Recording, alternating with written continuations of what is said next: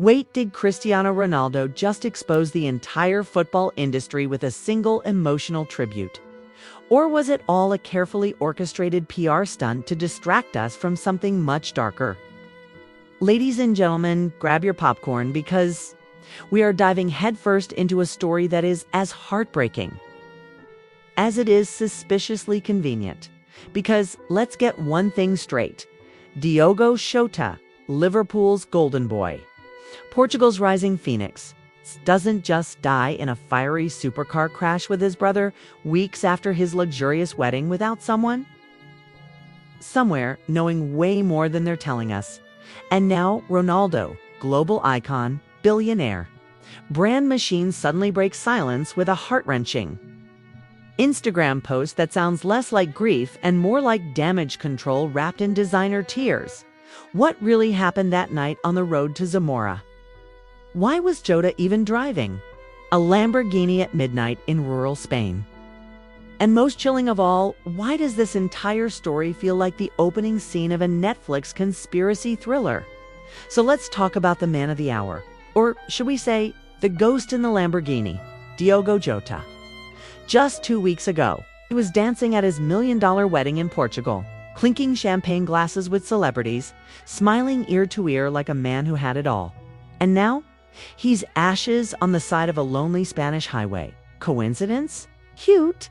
But we don't believe in coincidences on this channel. Here's what we do believe. When a 28-year-old elite athlete with reflexes faster than your internet speed randomly crashes a luxury SUV at midnight with his younger brother in the passenger seat, and no eyewitnesses survive, something smells fishier than a Ronaldo shampoo ad. Let's not forget, this isn't just any footballer. This is the same Jota who allegedly called out locker room politics inside the Portuguese squad just last year. Drop in form was mysteriously unexplained. It's the same Jota who, according to a since-deleted Reddit thread, was planning to launch his own independent sports brand right before the accident, and then, boom, he's gone with his brother in flames. And suddenly, Ronaldo is heartbroken. Since when do megastars mourn like fanboys? And here's where it gets even more bizarre, because the so-called official report of the crash, it reads more like a bedtime story than a police investigation, according to the report. Jota's Lamborghini Urus was traveling at high speed when a front tire ruptured, causing the vehicle to veer off the road and burst into flames. Really? That's the best they've got. A tire blowout on a $250,000 vehicle engineered with Formula 1 level precision and traction control more advanced than most commercial aircraft. Please. And don't even get us started on the timing. Just after midnight, on a stretch of highway with zero CCTV footage, no bystanders, and conveniently, no dashcam recordings. Not even a blurry iPhone video in 2025. Are we supposed to believe that two high-profile public figures just spontaneously combusted off camera in the surveillance age? Meanwhile, anonymous sources, the ones that always appear when things start smelling like cover-ups, claim Jota had been acting nervous and distracted days before the crash.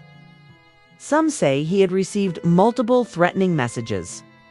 Others point to shady meetings with unnamed investors during his honeymoon. Is that why his social media suddenly went dark 48 hours before the crash? And now the football world is crying crocodile tears. Clubs posting black and white photos. Hashtag RIP Jota trending. But behind the scenes, PR machines are spinning faster than his SUV.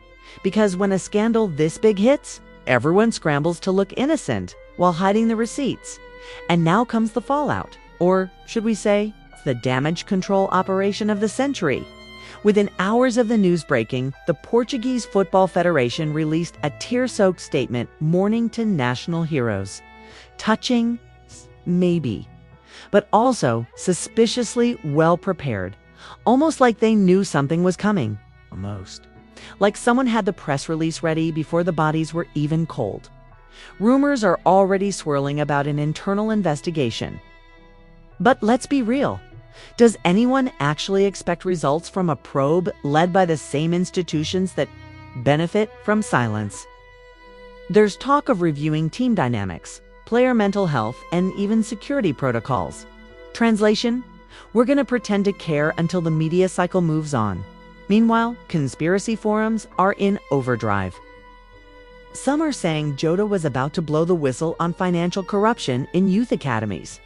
Others suggest his independent brand venture threatened big-name sponsorships tied to the national team, and the most unhinged theory, that his brother Andre wasn't even supposed to be in the car, that he was a last-minute addition who saw something he shouldn't have.